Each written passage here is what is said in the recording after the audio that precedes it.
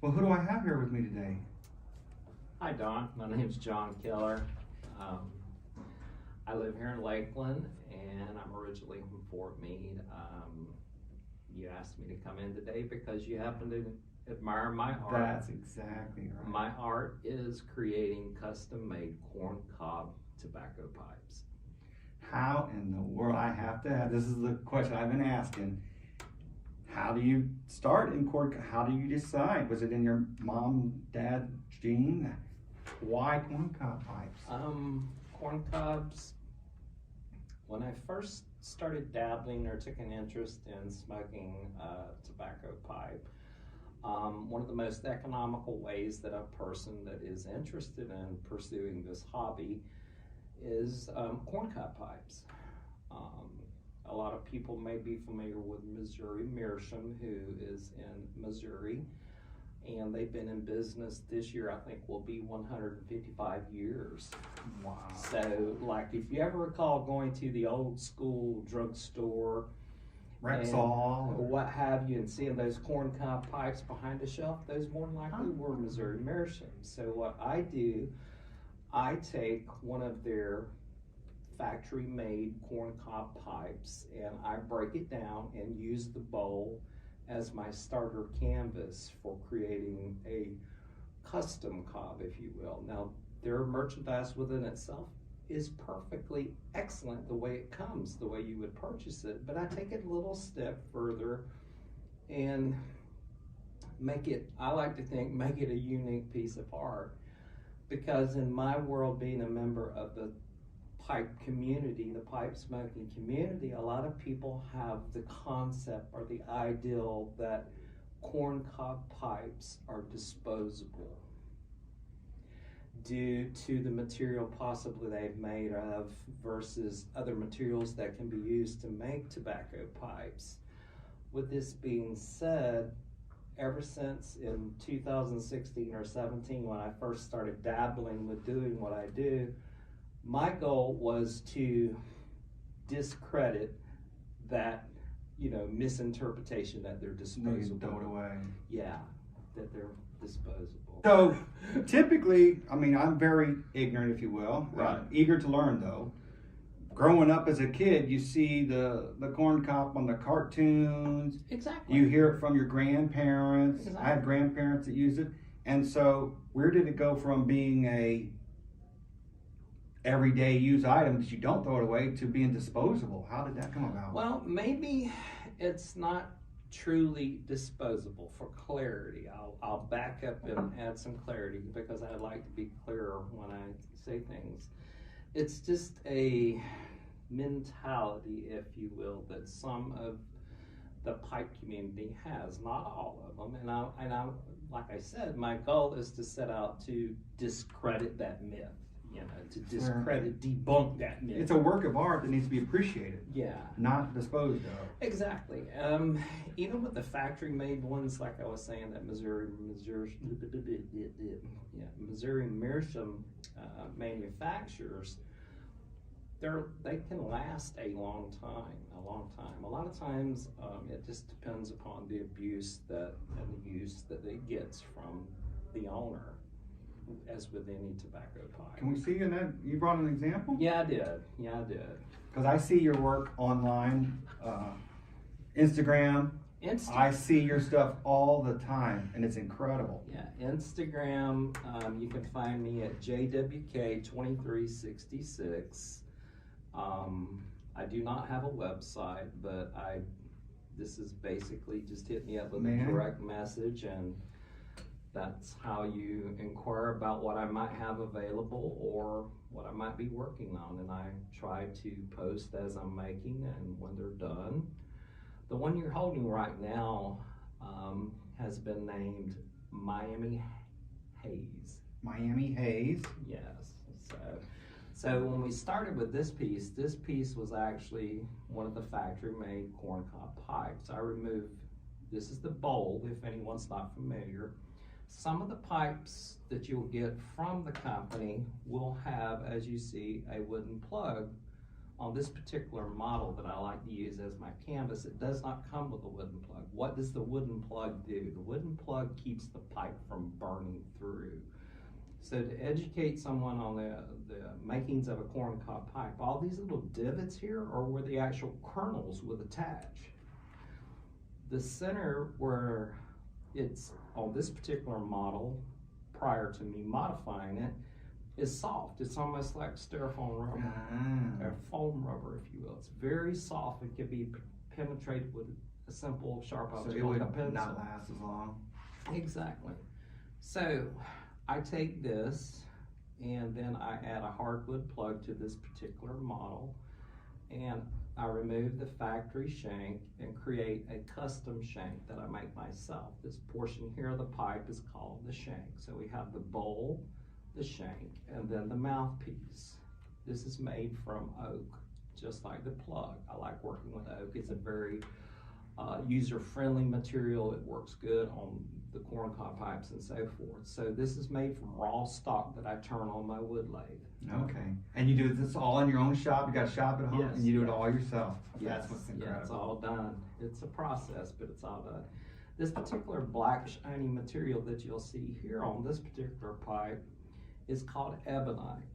What is ebonite? Ebonite is vulcanized rubber.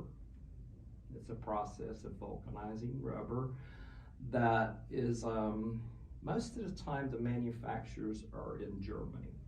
Okay. So I have various vendors that I can buy the black standard ebonite, or sometimes it'll come in swirled colors, such as the stem material here. Same material. Oh, that is the same. The mouthpiece? The mouthpiece is the same material, and this all starts as a round stock rod. It's like a dowel, if you will. Yeah. So I will place that on the lathe, drill it, and whether I'm using it as an accent piece, such as this on the stem, or the shank as it's sometimes called, you'll drill it and shape it accordingly, you know. Now the mouthpiece, again, is also made from the same material. Do you have any idea? Do you have any idea why they chose the vulcanized rubber? Does it absorb the smoke and flavor or something? That I don't. I've never really pondered too much on that. I know it's been used for a long period of time in the pipe making world.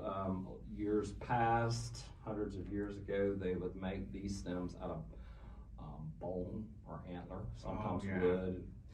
Now, this piece here, this little black piece we're looking at here on the stem, that is called a tenon.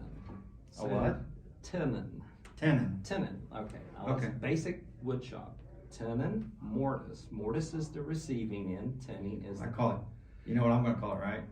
Male and female. Exactly. Yeah. It's just like, or plumbing. Yeah, male and female plumbing. So, you know, it just fits in there. That is made of Delrin, which is like a nylon. It's a rod also that is, you know, whatever size the maker chooses to use, they drill it and then adhere it via, you know, glue into the mouthpiece. The mouthpieces can also be made from acrylic or materials in the acrylic family. That is fantastic. And so you're sitting several years ago at home saying, "What can I do?" How did you go? And I mean, I guess you were a fan and a smoking. Yeah, I grew up. I can remember my grandfather smoked a pipe, and my dad also was a pipe smoker, and I just kind of. Did your dad ever make these? No. You did it all on your own? Yeah, I self-taught. That is incredible, because you picked something that you enjoy, so you know you put your heart into it, and then each and every piece, it's its own piece. You don't take commissions. Correct. No commissions. You do the work, and if you appreciate it, come see you. Yeah, exactly. If not, like I say, I'll have a doozy of a collection. Absolutely. And you put your heart into it, so every piece that you make, the time, the effort, the appreciation that you put in, it stays with the piece. So it doesn't matter where the piece goes, that person's going to appreciate it no matter where it goes, because you put your heart into it. and I always say a blessing over each pipe. Amen. Amen. And so your Instagram is what? JWK2366. That's fantastic. And you want to share what you did before this? Well, when I started this back in 2016 or 17, I was still working full-time as a licensed practical nurse here in the area. Oh, fantastic. Yeah, had 25 plus years in one of the local hospitals, and then I switched up things and went to working at 2 of the major clinics here in town. Well, I know who that is. I worked there too. Who hasn't, right? Exactly. Who hasn't? I'm currently retired. Life dealt me some people might say misfortune, but life deals us things sometimes. Roadblocks, speed bumps. Curb bumps for better paths. I agree. So I was medically retired, if you will, at a young age of my early 50s. So I don't let that slow me down. I don't view it as a disability or Same way with me. You know, Mine was at 49. So Yeah, I retired at 49 because of health, yeah. and I don't let it slow me down. No. Everything I do is online. It's not physical. Yeah. The easy stuff, if you will. You know, you just have to learn whatever your scenario might be, how to listen to your body, how to take care of your body, get adequate rest, food, nutrition, and try to keep things out of balance. You know? Amen. Well, that is fantastic. And you have that sign. Yeah. Now you mind if I put that sign up here? Yes, sir. This is my favorite. Did you make this? Yeah. So let's go ahead. If you don't mind, we'll just continue. This sign, what made you decide to make this sign, and did you make it yourself?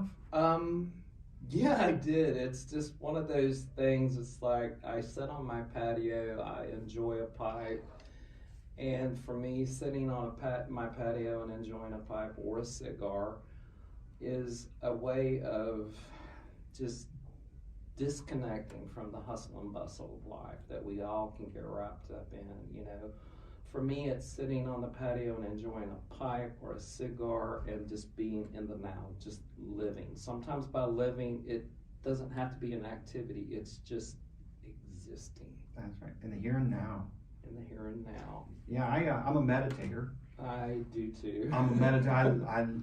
I know it works. Yeah. I don't need nobody to tell me. I've done it. I know. I've been doing it for a long time. And it does. That's exactly what my meditation does. It brings me to the here and now. Mm-hmm. And I finally realized, after a long time, that if you're worried about anything, you're in the future. Yes.